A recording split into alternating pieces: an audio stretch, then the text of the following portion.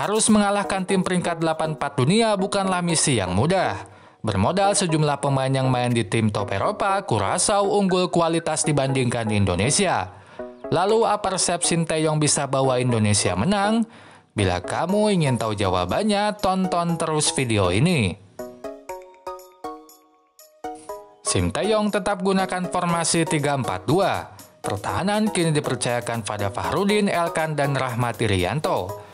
Lini tengah tetap diisi Maklok dan Kambuaya, sementara pemain depan dipercayakan pada Dimas Derajat. Vicente, pelatih Curaçao, bermain dengan 4-3-3. Pertahanan dipercayakan pada Dilan dan Kuko. Sementara lini depan target man Rangelo diapit dua sayap cepat Jeremy dan Kenzi.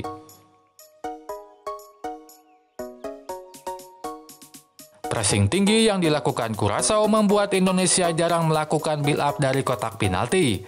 Kalaupun terpaksa, umpan jauh akan dilakukan mengingat Indonesia cukup kesulitan untuk keluar dari pressing saat bola masih di pertahanan sendiri.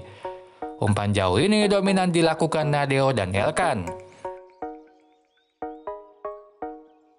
Meskipun begitu, permainan umpan pendek memang meningkat di laga ini. Umpan pendek banyak dilakukan saat bola sudah dikuasai di tengah lapangan. Saat di tengah ini, Maklok dan Kambuaya akan lebih mendekat ke 3 bek, sementara 2 wingback maju sejajar dengan penyerang. Tetapi Sinteyong tetap tak meninggalkan gaya bermain umpan jauhnya. Bedanya, kini umpan jauh lebih dominan dilebarkan ke sayap dibandingkan lurus ke depan.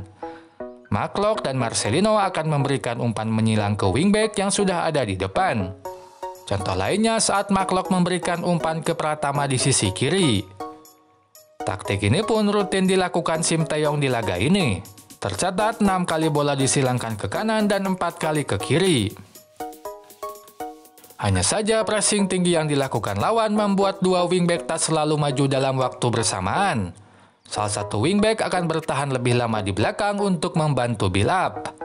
Baru saat bola memang sudah benar-benar di depan, ia akan maju.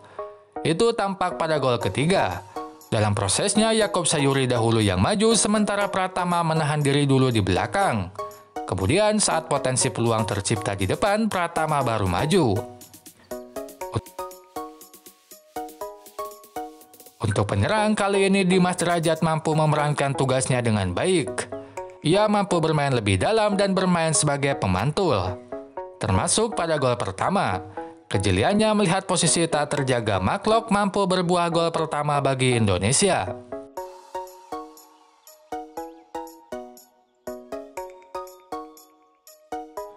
Tak mau kalah, Indonesia pun bermain dengan pressing tinggi saat bertahan. Akibatnya, Curaçao memainkan umpan lambung ke sisi lapangan dibandingkan umpan-umpan pendek saat build up di kotak penalti. Meskipun begitu, tak selamanya mereka mampu keluar dari pressing Indonesia. Beberapa kali bola berhasil dipotong. Sementara untuk menyerang, Vicentini bermain dengan memaksimalkan keunggulan tinggi badan. Maka permainan melebar memaksimalkan sisi lapangan dilakukan. Crossing dari sisi lapangan pun menjadi ancaman bagi gawang Indonesia. Taktik ini sangat efektif di babak pertama karena dibantu oleh taktik bertahan Sinteyong. Taeyong menerapkan pertahanan rapat ke tengah. Sehingga dibanding mempressing pemain sayap lawan, bek lebih merapatkan diri ke tengah. Kondisi ini membuat ruang di sisi lapangan sangat banyak dan itu benar-benar dimaksimalkan oleh Curaçao. Maka tidak heran di babak pertama, crossing bisa dilakukan 12 kali dengan 4 crossing dilakukan leluasa di samping kotak penalti. Contohnya saat Fahrudin terlalu rapat ke tengah sehingga terdapat ruang kosong yang lebar di sisi kanan. Akibatnya, ia tak mampu memotong crossing.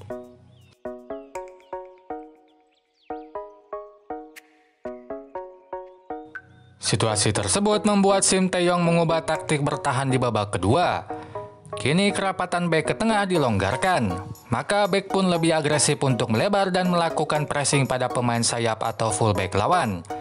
Konsekuensinya ruang di tengah lapangan jadi terbuka. Meskipun begitu, taktik ini efektif untuk meredam crossing lawan. Di babak kedua, dari 10 crossing, hanya 1 crossing yang benar-benar tanpa pengawalan. Atau ruang terbuka di tengah pertahanan tersebut akan diisi oleh bek palsu. Maksudnya gelandang atau pemain sayap akan ikut mengisi ruang terbuka di pertahanan. Dengan begini, resiko lawan untuk pindah mengeksploitasi tengah pertahanan dapat diminimalkan. Perubahan ini juga yang membuat serangan lawan kendor di babak kedua. Karena senjata utama Bizanti adalah eksploitasi sisi lapangan, maka ketika taktik tersebut dihentikan, serangan Curaçao secara keseluruhan jadi berkurang. Selain perubahan gaya bermain, Sinteyong membuat Indonesia jago dalam eksekusi bola mati. Entah di level senior maupun junior, Indonesia cukup handal dalam sepak pojok dan lemparan ke dalam. Sejumlah gol berhasil dicetak pemain Indonesia dari situasi bola mati tersebut. Tentu ini hal unik, mengingat baru di era Sinteyong Indonesia punya kekuatan seperti ini. Ini sangat positif mengingat eksekusi bola mati bisa menjadi pemecah kebuntuan saat kesulitan di open play. Oke sobat semua, dapat disimpulkan perubahan cara bertahan yang dilakukan Sinteyong di babak kedua mampu memangkas serangan Curaçao. Alhasil pertahanan jadi lebih kokoh dan gol penuntas comeback dapat diciptakan.